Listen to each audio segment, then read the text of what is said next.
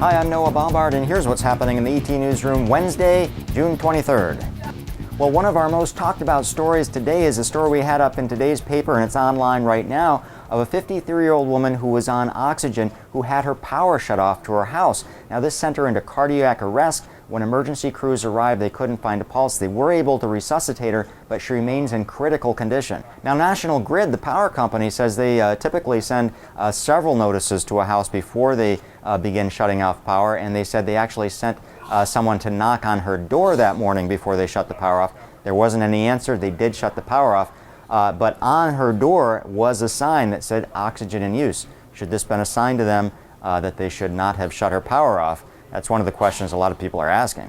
Now, one of the more notable things you'll read in this story is the fact that you can actually get on an emergency list on the power company where they will not shut your power off.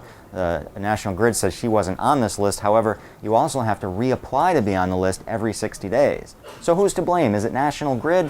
Is it, should somebody have figured out that they were going to shut her power off? We've got a number of people already commenting on this story, and we invite you to join as well.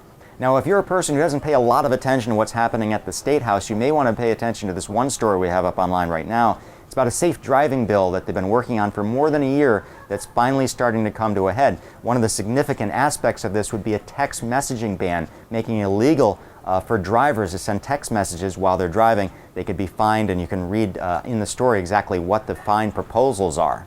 Now, the text messaging ban is actually only one part of this safe driving bill, which also includes the possibility of vision tests for older drivers. Now, we talked about this last year after we had a series of accidents involving older drivers, which resulted in injuries and in one case a death. You may recall last year we had that story of that 97-year-old who actually crashed her car through the front of a Walmart store, sending about 4 people to the hospital. We had that story in Stoughton of the 88-year-old who struck and killed a 4-year-old after her car accelerated and hit that individual. So the fallout from those accidents really caused the state legislature to take a tougher look at our driving laws and whether or not there should be increased restrictions on older drivers. We put a poll up early on in the year, and many of you said you thought there should be increased vision tests for all drivers, not just older drivers.